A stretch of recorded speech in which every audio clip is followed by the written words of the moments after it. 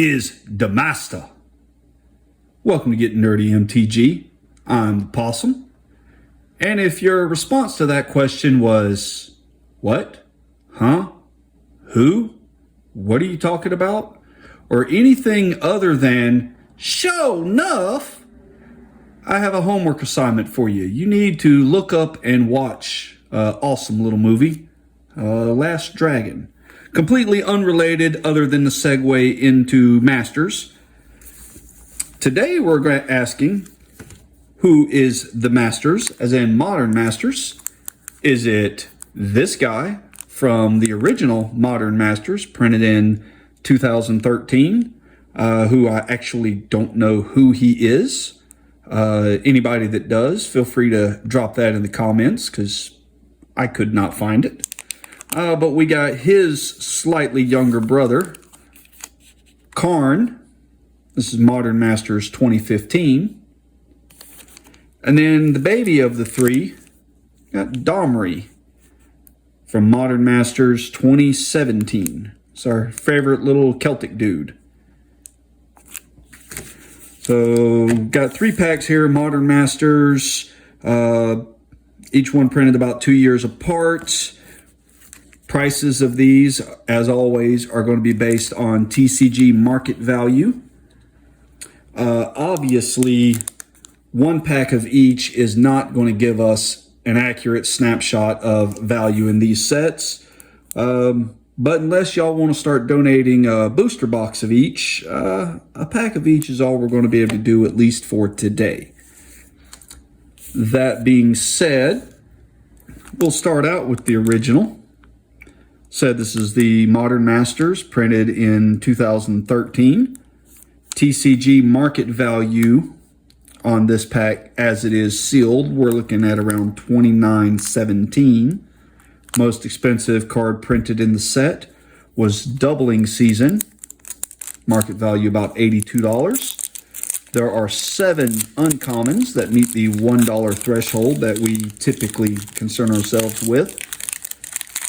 Most expensive of those, look at my notes here, is the Paradise Mantle, $6.20. There are 4 commons, most expensive of which is the Spell Cutter Sprite, $4.19. Surprisingly, there are actually 5 tokens in this set that meet that $1 threshold. Most expensive of which is the Elspeth Knight Errant Emblem. Worth, for a token, it's a lot. It's $9.87. So let's see what we can get. I do not remember the order of the cards in this set. We're starting out in the commons. We've got the Empty the Warrens. Got a Thriving Sprite. Greater Moss Dog. That does not look like a cuddly puppy. Got Grape Shot. Awesome Storm card, if you happen to play Storm. Hannah Kami, or Kami. I'm probably going to pronounce it wrong either way, so in either case, I've got a Gleam of Resistance, a Drag Down, Pestermite, little fairy rogue, Search for Tomorrow, the Suspend mechanic. So instead of casting this card for 3 mana, you can pay 2, suspend this card face down. Basically, it's exiled, it doesn't exist. They know it's coming, but they don't know what it is. And then, in this case, actually, no, you do not pay 2. I'm thinking of Foretell. Suspend 2 basically means you exile it with 2 counters on it. And on your each upkeep, you remove one of those counters. In the case of this card, you pay a green to suspend it with 2 counters. Excuse me. Excuse me again. We've got the Stink Drinker Daredevil. And there's our most expensive uncommon of the set, Paradise Mantle. We've got an Etched Oracle, Trump the Domains. Rare for the pack, we've got a Kira Great Glass Spinner. Creatures you control have, whenever this creature becomes target of spell or ability for the first time in a turn, counter that spell or ability. So they got to target it twice to try to do anything. Cool looking foil for the pack is the Festering Goblin. And we have a Kithkin Soldier token. Not really familiar with what a Kithkin is, but apparently it's him. Let's jump forward a couple of years. It's Modern Masters 2015. Market value 1761. Most expensive card possible in the set is the Mox Opal, worth about $65.54. There are 7 uncommons, seven uncommons that meet that threshold.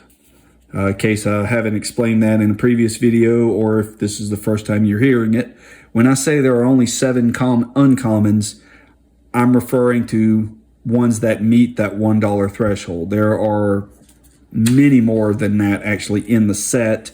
Just other than those 7, they are worth less than $1. So that little tangent aside, 7 uncommons. Eldrazi Temple being the most expensive one, worth $4.86. 4 commons, most expensive being the Gut Shot at $1.18. There's only 1 token that meets that threshold, which even 1 token that does it is a lot, considering it's a token. I remember when they all used to be free. But in any case, the Thrall token is worth about $1.19. This particular pack, notice it opens a little different. Not sure why exactly they went to this style packaging or why they did away with it. It's also the only set I know that had that type of packaging. Starting off with our token, and it is the Thrall token. Got a Mana Leak, Scatter the Seeds, Narcolepsy. Let's take a Mighty Leap, Grim Affliction. Got a Repeal, Fiery Fall, Aquastrand Spider, Alloy Mirror,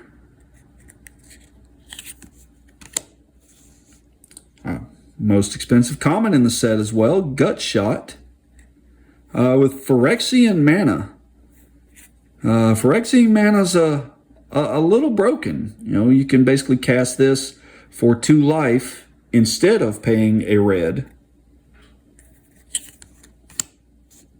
Got a Vampire Outcasts.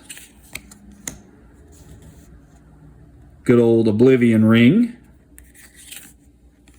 And then Electrolyze. Common for the pack, the Overwhelming Stampede. Got a foil Sign in Blood. And I was going to say no token, but the token was at the front of the pack. Lastly, but not leastly, we have Modern Masters 2017. Market value on this pack sealed, $19.10. Most expensive card printed in the set was the Cavern of Souls, worth around $52.24. There were 5 uncommons that met our threshold, most expensive of which is the Path to Exile. Pretty much a standard In Commander, if you run white in your Commander deck, you probably have Path to Exile, but it's worth around, let's see, $2.36. There are 2 commons, most expensive of which is Soul Warden for $2.06. And the only token is the Worm token. Here again, there are more tokens in the set. I don't want y'all to hate me for thinking I give you false information. But the Worm token is worth $1.36 for market value. We're going to start out with a Pilfered Plans. Got a Chandra's or Chandra's Outrage. Call of the Conclave. Dimir Guildgate. As a land cycle, I'm not a fan of the gates, unless you happen to be playing a gate deck. I've got a Sylvan Ranger, Grixis Slave Driver, Fists of Ironwood, Graceful Reprieve, Spire Monitor. I was going to say that doesn't look like a monitor, but that's because it's a Drake. Makes a little more sense. Spire Drake name would have made more sense, but okay. I got a Traitorous Instinct. Into our uncommons, we got the Orzhov Signet. The Signets are fairly well played in Commander. I personally don't play them, but I managed to build mana bases that I don't necessarily need them. And there are better ramp cards. This is more of a color fixing thing than a ramp thing. We've got a Wing Splicer and a Terminate. Destroy target creature. It can't be generated or regenerated for 2 mana is really not a bad payoff. Rare for the pack is the Hell Rider. Foil is the Grizzly Spectacle. I am a fan of the foiling on these old cards. I think it's better than what we have today. Sorry, Wizards, but your current foiling sucks. And we've got an Ooze token.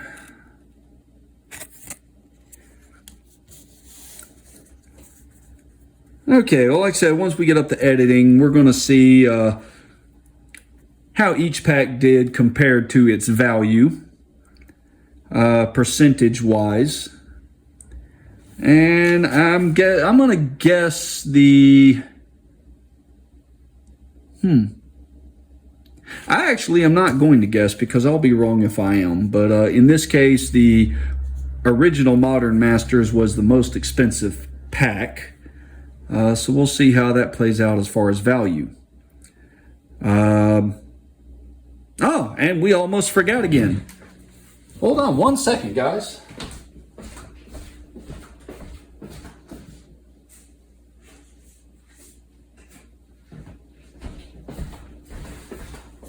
One of these days, I'm going to have everything set up before I start recording. But we still got the arena code thing going on. So this one is from Brothers War. So hopefully one of you guys will enjoy this. And we'll let that be it for today. Appreciate y'all joining us. Or in this case, me. Regardless, watching the video is much appreciated. Also, feel free to like, subscribe, comment, bell for notifications, all the other YouTube stuff. As always, like I said, greatly appreciate all of that, and we'll talk to y'all next time. Y'all have a good day, and we'll see you next year.